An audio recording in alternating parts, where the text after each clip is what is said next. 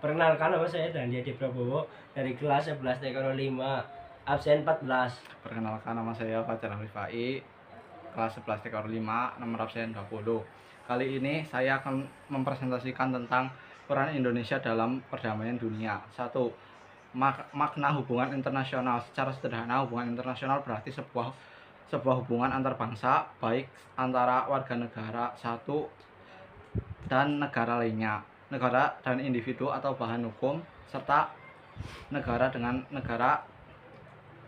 Namun bila dilihat lebih mendalam, hubungan internasional merupakan studi mengenai interaksi aktif antara beberapa aktor yang berpartisipasi dalam politik internasional, meliputi negara-negara, organisasi internasional, organisasi non-pemerintah, dan kesatuan subnasional atau kelompok-kelompok atau badan dalam suatu negara, seperti birokrasi dan pemerintah demokrasi secara individu. 2. Pentingnya hubungan internasional bagi Indonesia.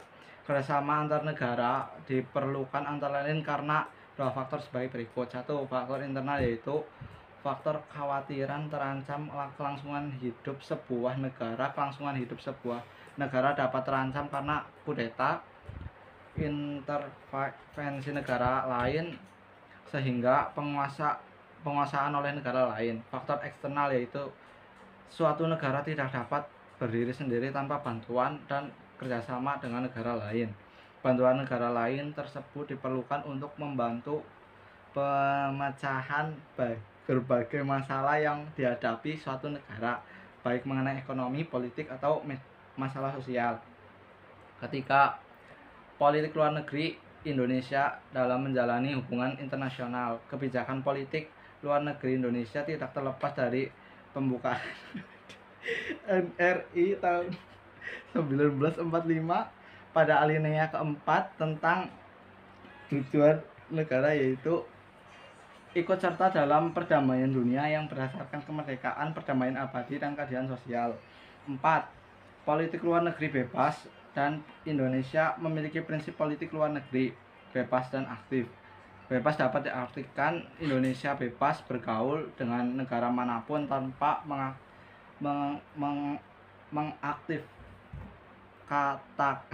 mengaktifkan diri pada salah satu blok, yaitu blok barat atau blok timur. Aktif dapat diartikan Indonesia aktif bekerja sama dengan negara lain dalam bentuk perdamaian dunia. Garis besar politik Indonesia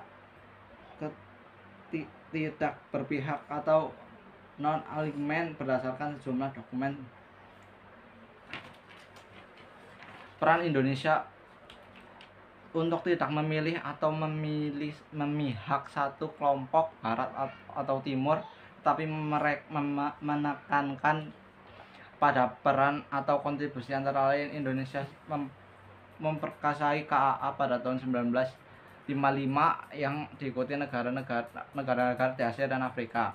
Indonesia memperkasai gerakan non-blok pada tahun 1961, yaitu kelompok negara-negara yang memilih tidak bergabung dengan blok barat maupun blok timur.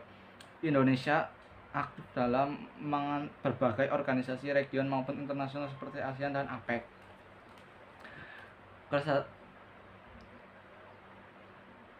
Pola hubungan internasional yang dilakukan Indonesia adalah kerjasama bilateral dua negara, kerjasama regional dua atau lebih negara dari satu kawasan, dan kerjasama multilateral banyak negara. Berikut kerjasama tersebut. 1. Kerjasama bilateral. Kerjasama bilateral yang dilakukan pemerintah Indonesia dan daerah adalah: A. Kerjasama RI Vietnam. B. Kerjasama RI India. Kerjasama RI Jepang. 4. Kerjasama RI Argentina. 5. Kerjasama RI Afrika Selatan. 2. Kerjasama regional. Yang pertama, kerjasama RI Summit atau EAS. Kedua, Southwest Pacific Dialogue SWPD. 3. kerjasama multilateral. Yang pertama, konversi Asia Afrika. Yang kedua, Page Building Commission PBC. Saran hubungan internasional. Pertama ada diplomatis, kedua negosiasi, yang ketiga lobby, empat propaganda, lima ekonomi. Keenam, kekuatan militer. B. Peran Indonesia dalam menciptakan perdamaian dunia melalui organisasi internasional. 1. Peran Indonesia di Serikat Bangsa-Bangsa PBB. A. Pembentukan PBB, United Nations UN atau Perserikatan Bangsa-Bangsa PBB, merupakan sebuah organisasi internasional beranggotakan hampir seluruh negara di dunia. PBB lahir melalui gagasan yang dimunculkan oleh beberapa pemimpin negara untuk menyelamatkan generasi mendatang dari bencana, perang, dan mewujudkan perdamaian dunia yang abadi. B. Indonesia dan peran PBB. Indonesia secara resmi menjadi anggota Perserikatan Bangsa-Bangsa PBB pada tahun 1950 sebagai anggota ke-60 PBB. Indonesia sempat keluar dari PBB pada tahun 1965, namun kembali menjadi anggota PBB pada tanggal 28 September 1966. Indonesia telah merasakan peran PBB dalam mempertahankan kemerdekaan. Peran PBB tersebut meliputi beberapa hal berikut. 1. PBB berperan dalam pembentukan KTN Komisi 3 Negara pada tahun 1947 yang mengawasi perjanjian Renville. 2. PBB membentuk UNCI, United Nations Commission on Indonesia, pada tahun 1949 dalam menyelesaikan sengketa antara Indonesia dan Belanda serta membawa Indonesia dan Belanda ke perundingan Royen. 3. PBB membentuk UNTEA, United Nations Temporary Executive Authority, sebagai administrator sementara Irian Barat pada tahun 1962 sebelum menyerahkan Irian Barat kepada pemerintah RI pada tahun 1963. C. Peran aktif Indonesia. Indonesia berperan aktif dalam PBB. Peran aktif Indonesia dalam PBB ditunjukkan dalam hal-hal berikut. 1. Menteri Luar Negeri Indonesia Adam Malik pernah menjabat sebagai Ketua Sidang ke-26 Majelis Umum PBB pada tahun 1971. 2. Indonesia juga sudah 3 kali menjabat sebagai anggota tidak tetap Dewan Keamanan DK PBB, yaitu pada tahun 1973, 1974, 1995 sampai 1996 dan 2007 sampai 2008.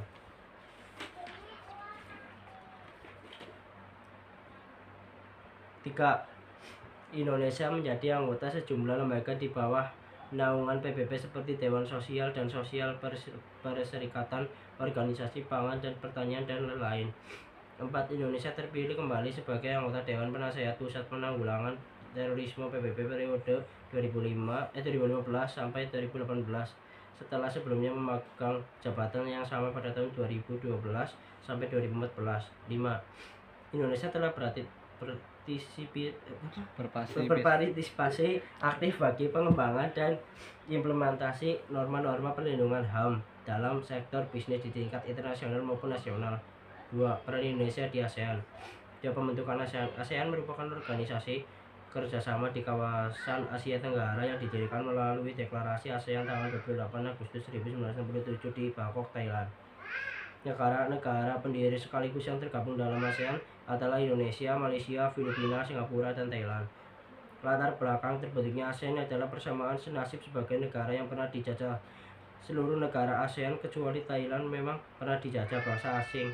Persamaan inilah yang menimbulkan perasaan setia kawan di antara bangsa-bangsa Asia Tenggara. B. Peran Indonesia di ASEAN. Peran aktif Indonesia di ASEAN ditunjukkan dalam hal-hal berikut antara lain. 1. Selain sebagai satu negara yang memperkasai berdirinya ASEAN, Indonesia juga menjadi tuan rumah konferensi tingkat tinggi KTT ASEAN pertama di Bali pada tahun 1976.